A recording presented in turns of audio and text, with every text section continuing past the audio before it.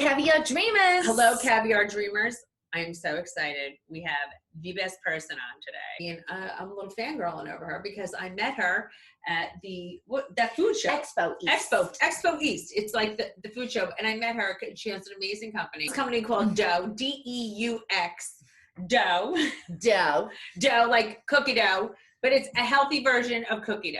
Yes, she has an incredible brand. It's so fun. It's so girly. It's so hip. It's so cute, and it's tasty, and it's all real ingredients. When you read the label, there's nothing in there that you don't recognize. And she's disrupting an industry that is owned by giants like Nestle. And it's something that like people haven't really gone into. Like we had him before with like Sarah Gibson Tuttle, like going against the OPIs and the Estes of the world in the nail industry. Like she's coming in strong. She's coming in hot against literal giants. Yes, and she has blown up this business, and I am so excited for you to meet her. Welcome, Sabeena. How's it going? How are you? We have the founder creator of DEUX, Sabeena, here today, and she is unbelievable. She has created something that I literally die for. I found it, I saw it. It's like basically it's healthy cookie dough. Right? That's really what it is. Who doesn't love raw cookie dough? And it's never been healthy. I've been eating it for years, the unhealthy version. And we got so lucky. We stumbled into each other at trade show at the Healthy Foods Expo in the Northeast Expo. And it was Expo East. And it was such a chance meeting because I live for baked goods and I love to stick my spoon in something late at night. And your cookie dough, Eat Dough, is delicious. Yeah, thank you so much. I know you guys were the most fabulous people at the trade show, so we had to stop and say hi. We're like, oh wait, they look like one of us. Oh my God, you are so sweet. I mean, the problem is like I cannot stop eating it.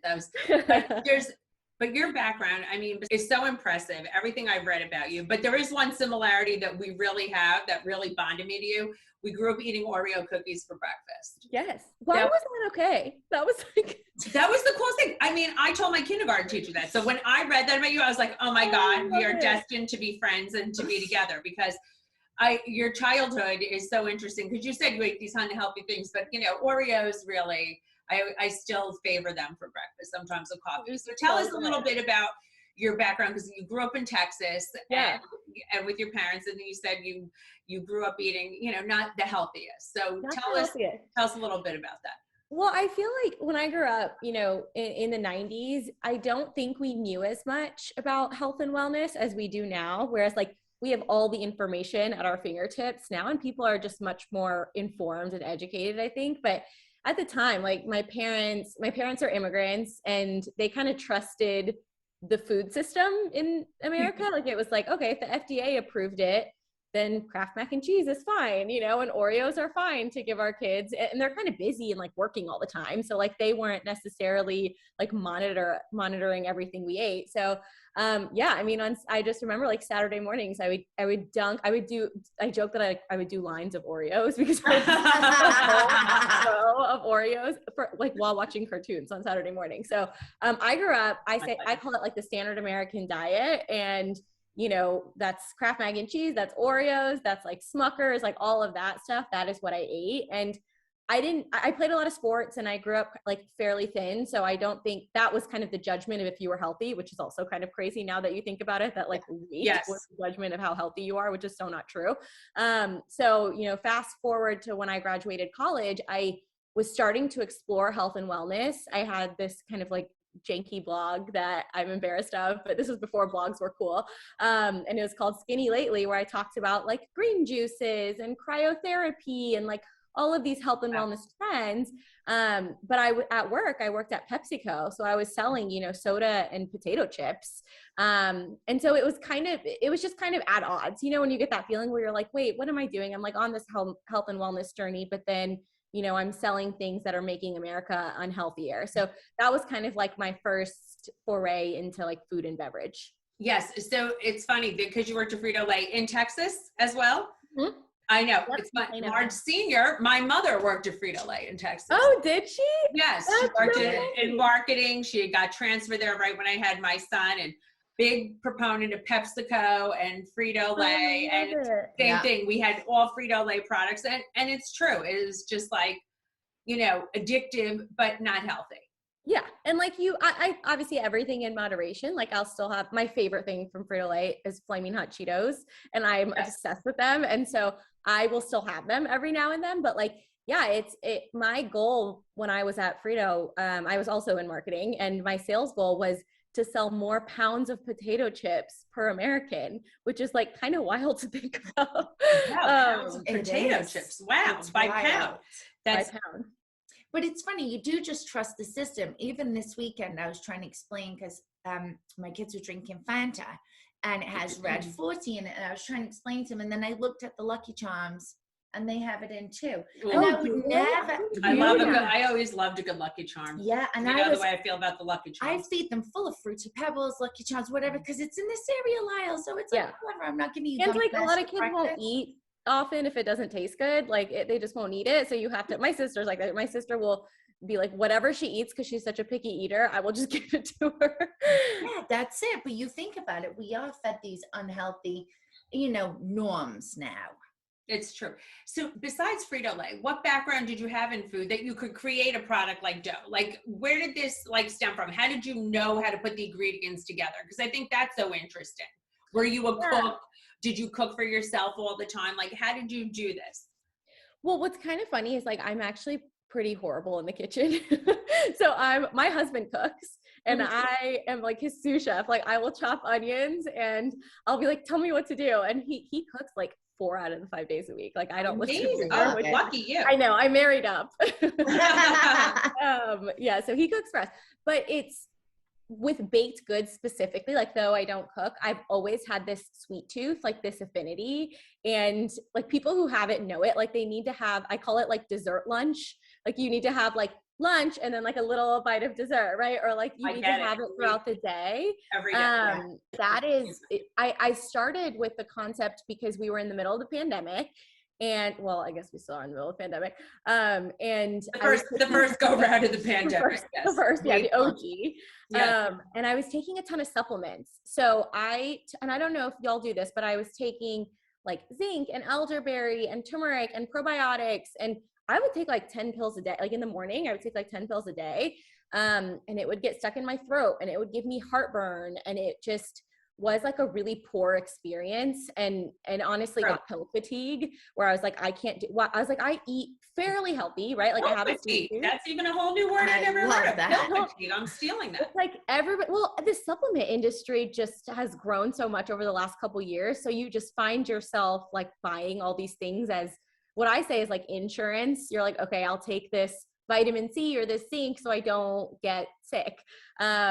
So anyways, I was having a really bad experience. I was like, there's got to be a better way to take this like in real food versus taking pills every day, because I eat pretty healthy. Like I eat, you know, salads for lunch and like whatever, like I'll indulge on the weekends, but why am I not getting those vitamins in my food?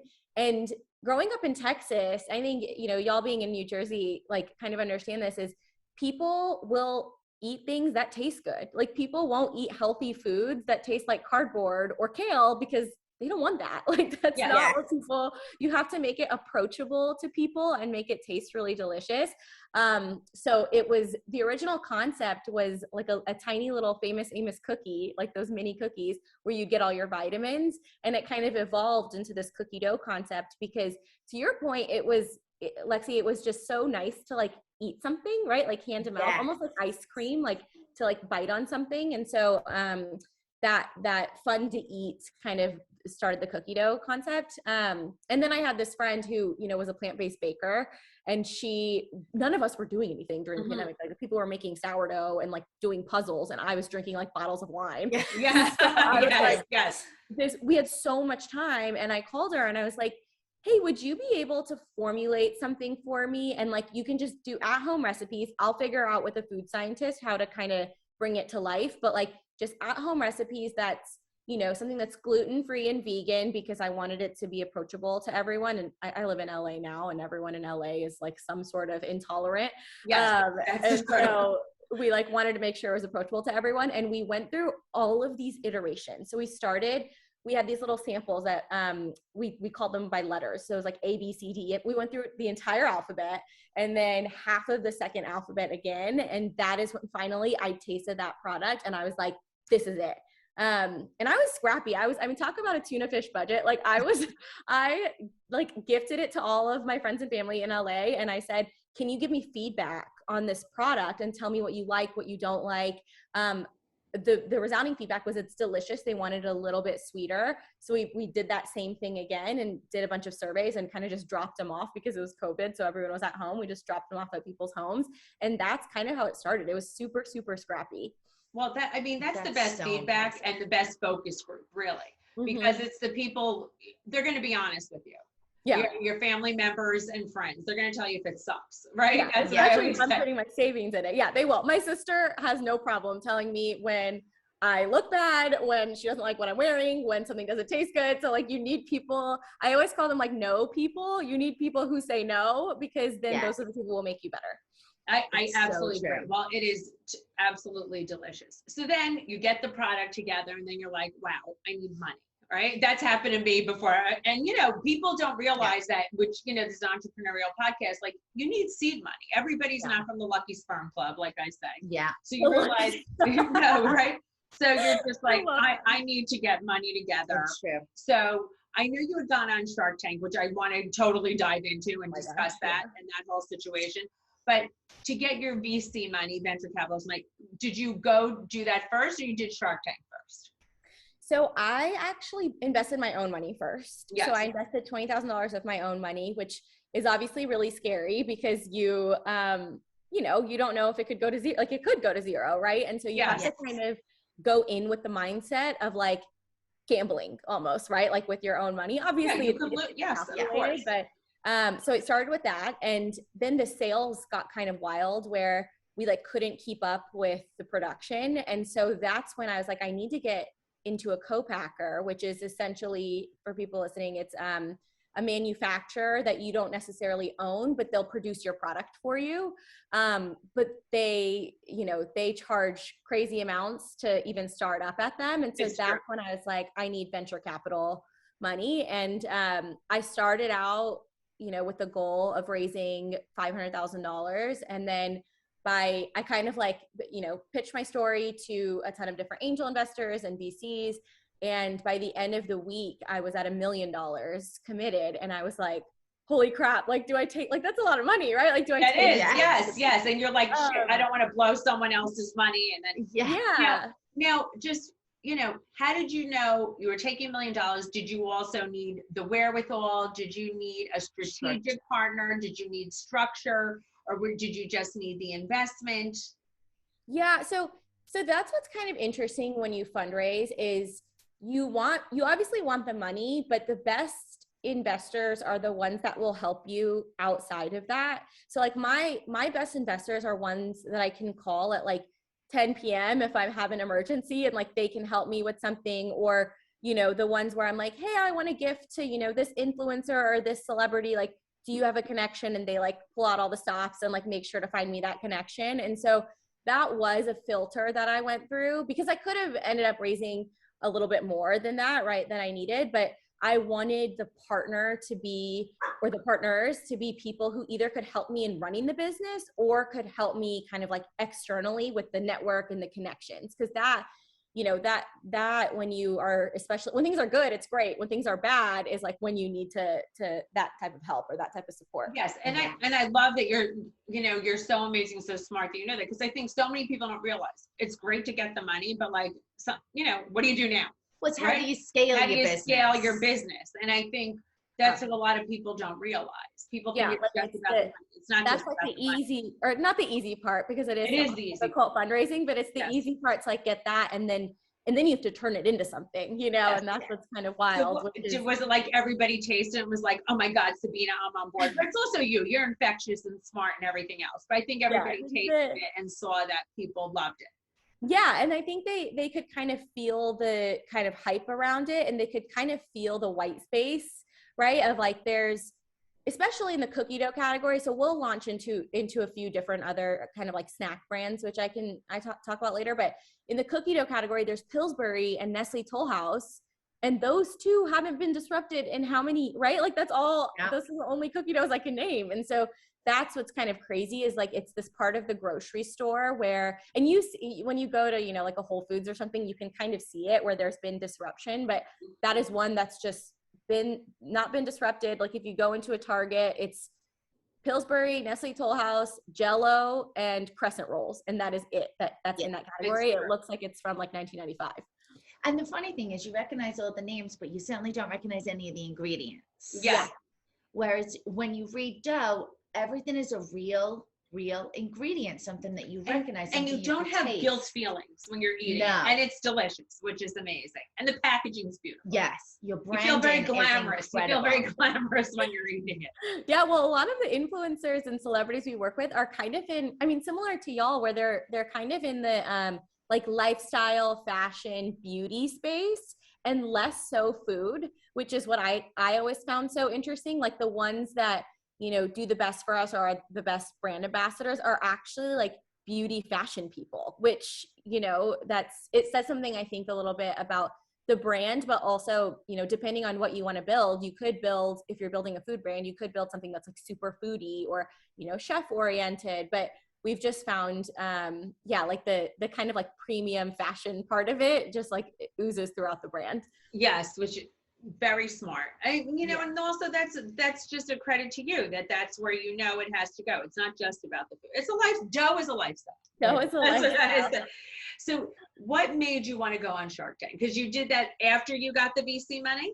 Yeah. So it's funny because a lot of people don't know this, but you can also be reached out to from Shark Tank. Mm-hmm. And so you can apply, you can be reached out to. So, you know, we were reached out to in January of this past year, and you have that kind of like freak out moment, like when you see like casting director Shark Tank, you're like, oh my God, like, did I make it? Obviously I haven't made anything yet, but like it's a moment that you have where you kind of have that reflection of like, I'm on the right path. And so obviously got super excited, but it's also a really big time commitment. Like I probably spent over 100 hours of just time, you know, prepping and watching and, you know, working with them and designing the set and like, you know, memorizing my pitch and tweaking my pitch. And so it is a commitment. So you kind of, I chatted with a few folks who had been on there. I'd been lucky, like my investors were kind enough to kind of introduce me to people that they knew that had been on the show. And I had to figure out, like, is this time commitment worth it? Because there's a chance you don't air. So you can film, you can fully go through the entire process and film, and there is still a really good chance that you don't air. And a lot of people don't know that. And so I had to, like, how crushed would you be if you were like, you know, it's like it just gets pulled, the plug just gets pulled. And so I was really nervous about that. But then, you know, the people that I chatted with were like, that exposure and that awareness and, you know, potentially working with one of the sharks, like that can put you on a different trajectory versus you can keep, you know, growing at a steady pace, or you can have like a hockey stick growth moment. And, you know, these companies that do well, especially in the consumer space, they always have one thing in common, is that they have that kind of like hockey stick moment over and over again. And so I made that decision. I was like, I'm going to commit to this and give it everything I have. And I filmed it in July, actually, of 2021, and we didn't air until November. And you get a call. By the way, that's not so bad because I'm in the TV world, and I film in the summer, and we're airing February now. Oh, that's wild. That's I'm like even used longer. Yeah, I'm very used to that. I know you like have forgotten like what you said or what you did. No. And so you film in November, and then they tell you 3 weeks in advance. So you don't actually know you're filming. They give you a call on a Friday and they say, your episode is filming in 3 weeks. You should prepare. And then you're like, okay, like what? So you can't, 3 weeks isn't enough time to like produce product, right? Like it's not, it's like barely enough time to like get the PR in order. Cause even PR like needs so much lead time to be like, yeah, if we want to go pitch this, then like we need, you know, a couple months. And so it is kind of like a scramble when that happens. And it is like the most wild experience ever. Cause when I watched it back, I think I like blacked out in the tank. You were amazing. You were great. You were so great. But when you were there and Robert Herjavec, you know, was just like, I gave you credit for negotiating back. And I just did not like that he's like, well, they believed in you and they knew you were going to be successful regardless. So that really was the truth. They were like, she doesn't need us. So that's a big compliment to you. It was a really big compliment. I know. And I had that feeling kind of like throughout of like, they were so complimentary. So we filmed for a couple hours and obviously you only see like 6 minutes of it on TV, but they were so complimentary. And like Robert said, this will like stick with me. And he said, you're one of the best entrepreneurs that has walked on that carpet in the 13 years that I've been doing this. And I like wanted to cry in that moment. I was like, holy shit, that is such a good compliment. So yeah, they really did believe me. I think what's interesting is like the after effects of filming a show. Yes, please tell us. Was great. So everyone says don't read about yourself on the internet, right? Like that's I live it all day. Yes. Right. And it's like, it's hard. I mean, you know this, where it's like, if someone's saying something, like you're like curious to see what people think. And so they say, stay off Reddit, stay off Twitter, stay off Instagram. And of course, the next morning after I filmed, I was on Reddit, Twitter, and Instagram, all of those, just seeing what was said. And there were a lot of interesting comments. Wait a minute. So when you say after you filmed, was it live? No, sorry. After it aired. After it aired. Okay, all right. I got nervous. I was like, oh my God, if it's live, I got nervous. So I aired on a Friday, but I didn't know how they would cut the episode. So that's new because you don't get to see it ahead of time. So you just have to like, you watch it live and you're like, oh, okay. And I thought they actually gave me a really good edit. They gave me like a really strong female entrepreneur edit. Yes, you were amazing. But then, you know, the next morning I'm reading Reddit, Twitter, Instagram, and there were a lot of kind of like misogynistic comments, which I thought were shocking.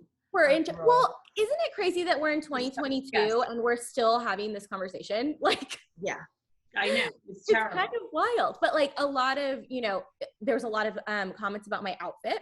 It was fabulous. I loved it. I wore the cutest hot pink suit. You looked amazing. It was so on brand. It was so on brand. And what were people saying? So people were saying that it wasn't professional. It's professional on brand for your company.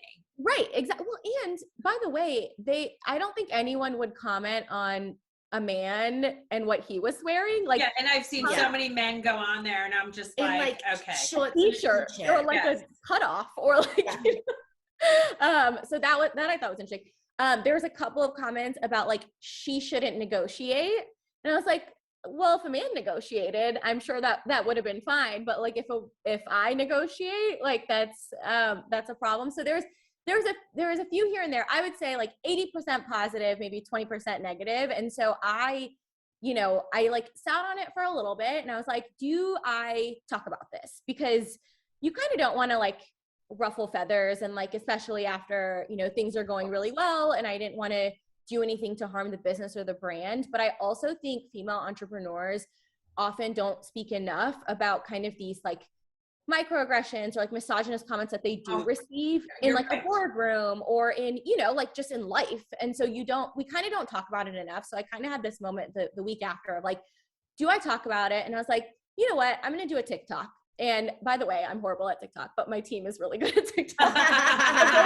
We've gotten like a lot of traction on TikTok. And that's where, you know, that young consumer that we target is. And so I did this TikTok that went viral. And it was just pointing to all of like the misogynistic and it was a handful because you can't fit them all, but like pointing to all of the misogynistic comments that I received. And that picked up overnight and it had like 1.3 million views. And then all of these, like the Daily Mail, the Independent, Newsweek, like all of these publications picked it up. And that kind of, I would say like that sustained. So we got a spike in sales on Shark Tank. And then that viral TikTok did almost the same amount of sales as Shark Tank did for us. Good for you. It's kind of crazy. And it started a conversation about, you know, women in business, which like, and it is wild how positive people were when they saw that TikTok, and like the comments, most of them, right? Obviously you have some of the trolls, but most of them on TikTok were like, you know, you go girl, your outfit was great, like love a female entrepreneur, you know, boss on TV, like all that. And so that people really did react really positively, which is what I was nervous about. But I think that aftermath just proves, one, the power of kind of like digital marketing and TikTok nowadays. But then two, like, you know, taking your own spin, like being able to share your own story from you versus like just succumbing to what everybody else says.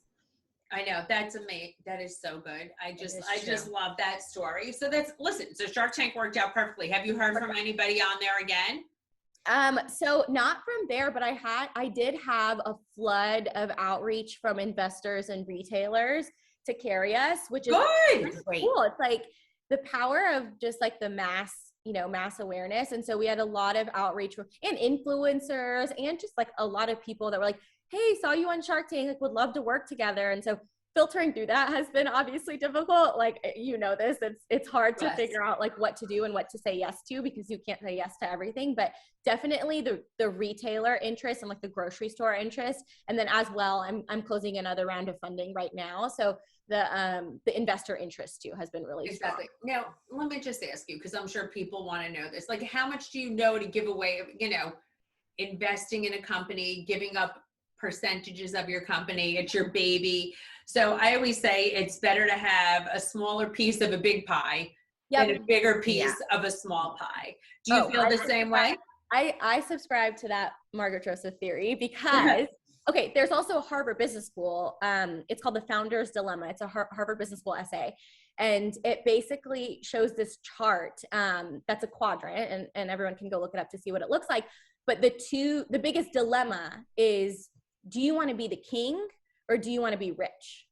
And like, that is such an interesting question to ask. Like, I used to think that I wanted to be the king. No. And now fully, I'm like, if this person's going to help me and is going to be like, we're talking to an investor that would be really powerful, and they, you know, will own a good chunk of the business that I will have to give up. Like, no, I want to be rich. I don't want to be the king. Like, I agree. What? A little tiny, like the king is overrated. The king is overrated.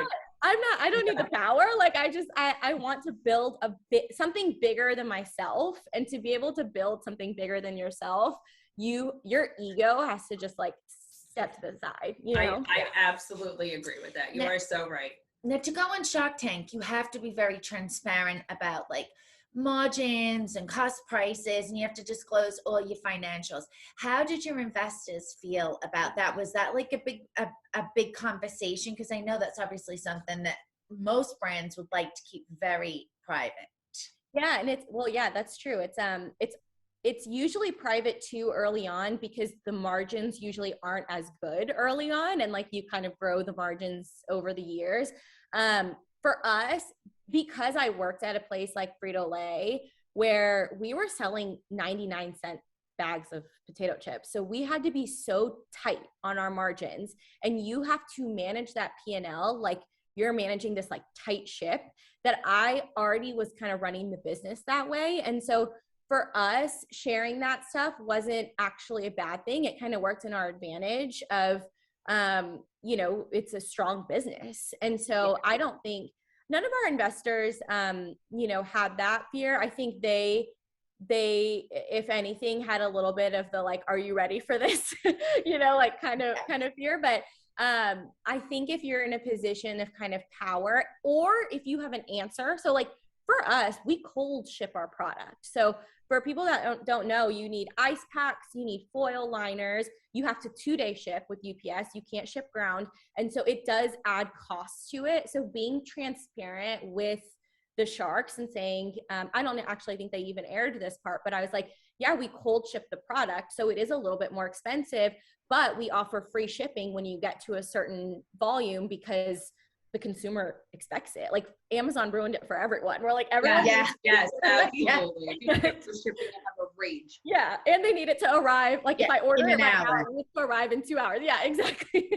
So I was super transparent, and I had a path of like how we're gonna improve that. And so that, I think, being like overly transparent, and I have no filter, like you could probably tell after talking to me for a few minutes, of I don't have a filter. And so I think that has been sometimes, an Achilles heel, but a lot of times my strength of like, I'm just going to be real with you, and like, this is what it is.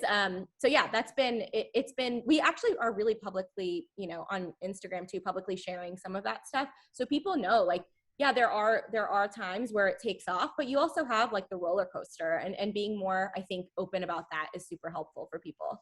No, I agree. I always say there's no overnight success. Like you said, it's great to have the hockey stick, but people still have pitfalls. Things happen in business. And I think everybody doesn't realize that. And everybody looks at like this amazing life or something like that, or there's people who are envious, but it's hard work. It's not luck. It's super hard work. Yeah. And people don't necessarily share like, the anxiety of like, we had a production the other day that where we tried the product and it didn't taste up to par. And like, we are most likely getting rid of that product, and like, that's a hit to the company, but like, it's also the right thing to do for quality and ensuring the customer gets the best product. But like, yeah, I haven't like shared that publicly, but I do think it would be helpful to your point of like, making sure that people know that it is a daily grind, and it's not, you share a lot of the successes maybe on Instagram, but it's not necessarily like all rainbows and butterflies. No, for sure. No.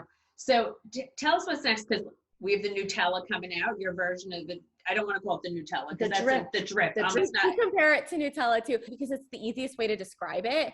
And so it's easier. What we found is it's easier to hit the consumer with what they know versus trying to like recreate the wheel. So yeah, we've got our drip product. Yeah. So we have to be, well, and that's the thing too with recreating nostalgic snacks, is like, you have to kind of be careful because you want to nod to things. But yeah, drip is a chocolate hazelnut spread, and it tastes like very hazelnut forward. So it's just very like rich. It's made with 5 ingredients. And hazelnuts are actually in it? That's the first ingredient, hazelnut. And a lot lower sugar than competitors on the market. So hitting on that for people who are kind of trying to watch their sugar intake. And then as get it. Wait, it's available now? Yeah, we just launched it right away. It's just so refreshing to see real ingredients as well in foods that are fun and delicious, because I think that's it. Everything gets a bad rap. If it's good for you, it's boring. It's boring or eat it. So I think this is so fun. So what retailers currently are carrying? So we are about to launch in Whole Foods in 2 weeks. Oh, congratulations. Very exciting. So we're in the Southern Pacific region. So it's, Southern California, Nevada, Arizona, Hawaii, and we'll start with that region. And then we have 2 major retailers that I can't say yet, but ones that people will be like, okay, I can like go get it right now. And those will be in April and June. That's a big deal. And so those will, yeah, and I'm hoping those will make it, because it is hard to try a product after seeing it online, which we've been so kind of viral online. But, if it's at the grocery store and you can just like pick it up, like you pick up a pint of ice cream, it's so much more accessible to people. And these 2 retailers in particular are much more mass. So it'll be nice that people can just like go to their neighborhood grocery store and pick it up. That I think will be a little surreal to like just see it there out in the wild. And then we have a pretty big innovation planned for Q4 of this year. So we're working on products outside of cookie dough. So obviously we'll continue iterating on flavors and our collabs on cookie dough, but we're talking to a couple of different partners to do something completely different in the snacking space. And we're finding, to your point about going hand to mouth, right? We're finding people are eating it as a snack. So we're going to double down. Instead of desserts, we're going to also, explore the snack category. So that'll be coming in Q4, which is really exciting. That's exciting. I know, because I really am a snacker. Late at night when I'm watching television, that's it. Before we come on, I eat the cream out of an Oreo and throw away the cookie. That's my justification. If I only eat the cream, that's hilarious. Cookie, it's not so bad. But we just finished lunch, and to your point, I need a small Me too. sweetener after lunch. I do just too. a little Yes. sweetener. So I think the snack area, and that's my big downfall is snack area, which I'm sure most people's downfall is snack area. So this is very exciting on a personal note. So where do you see yourself? Because you are young. You're a young, entrepreneurial, amazing woman. Where do you see yourself in 5 years? Oh, that's a hard one. I think DEUX will be the next PepsiCo. Like, I think it will be a conglomerate of a bunch of different products and brands, which is super exciting. So I think, you know, from a professional standpoint, I am looking forward to kind of growing that and growing it like bigger than I am, which is really exciting. I think on the personal side, I will probably be with child. My mom asks me like every other month, she's like, you ready yet? And I'm like, I have a baby. It's called my company. So on the personal side, I'm hoping to be, You'll be baking some dough. Starting a little family. We'll have a little cookie in the oven. Yeah. Which will likely be the case. But I'm hoping I can also figure out how to do both, which I think is hard. Not that I don't necessarily believe in balance, because I think if you're passionate about something, you'll just, you know, go all in for it. So DEUX is always on my mind 24/7, but I want to be able to kind of have that fulfilling other parts of my life in my 30s. And, you know, a family is one of them. Oh, that's so exciting. So same question we ask everybody. Now, this is, I always say, my success is 50% determination, 50% delusion. What do you determine? What are your percentages? My percentages are probably, I would say I'm like 60-40. 60 determination, 40 delusion. Pretty close to you. Yeah. I think because you have to be an entrepreneur, you have to be a little nutty. Like, you have to be. I agree. That's what I said. It's gonna work, right? Because 99% of things fail. So like for me, I was talking to an investor, a potential investor this morning, and I was like, no, this is gonna work. Like, this is like, there's no doubt in my mind that like it's gonna be, you know, an X $million business, and we're, you know, gonna turn it into the next, you know, Mondelez or PepsiCo. And you have to be a little crazy to like think that about your own business. No, but by the way, if you don't put it out there and believe in it, no one else is going to either. And I always say that. So, I mean, I've been told numerous times, give up my business, you're never gonna be on TV, you're this, you're that, give it up. And it's just like, I just keep pushing forward, and somehow miraculously it happens. And it's called manifesting. But that's why I gave a little more to the determination. I gave a little bit more percentage, because I am like a really fucking hard worker. Like, I will do everything in my power. Like, if someone tells me no, that's a maybe. And if someone tells me maybe, that's a yes. So like that is, I think that determination is like what will keep me going. I love that. That's true. So I'm sure in your, you know, lifespan of starting DEUX, you've had many of these, but what is one big girl panty moment that stands out to you as like, oh my God, it's sink or swim here? I think one of the biggest moments where I was like, holy shit, this is a thing, was when I got an article in Forbes, and it was literally like my Forbes article was my face. And I read it. Yes, we looked at it. That was like the craziest. Like, Forbes is like what you dream of when you're a little girl, right? Like, you don't ever think that and as much as people want to say like, you know, social media is the future and like old editorial is dead, like Forbes is Forbes, you know? They are, you know, they're like Time. They're like one of the biggest. And so that was something that I never thought I would see, where I saw it, the article came out, and I started like crying immediately. And I haven't had that sort of, because when you're doing this for a minute, and you know this, right, where it's so high and low in emotion that you can't let the highs get to you and you can't let the lows get to you. So you kind of try to operate more even keeled, where that moment I like couldn't control my emotion. And I just like cried of like, the first time I'm proud of myself, you know, like I actually did it. So that was that was kind of like the big girl, like, holy shit, this is real kind of thing. Oh, I That's love amazing. that. That's such a beautiful story. And your parents and your husband, your whole family must be so proud of you. Yeah. Yeah. From a small town in Texas to a Yeah. Forbes article. I mean, No, they are really proud. you're a big deal. But I also love that you say that was the first time you're proud of yourself, because you should be proud of yourself. should And we do- always say everyone's proud of us, or you're proud of something. Yes. To be proud of yourself, I think, is very hard also. Yeah, it is. Yeah, especially when you're when you're someone, and entrepreneurs, I think, are the biggest culprits of this, of like things not being enough. You know, it's like, great, we got to $1 million in sales. Now let's get to a $5 million in sales. You never Great, feel like that's you've fine. achieved enough. Yes. Yeah, and you're like, there's more. And so to have a moment of reflection of like, okay, this is wild, and I'm proud of myself. I think it's hard to like get yourself out of that achievement mode, you know? Yes, for sure.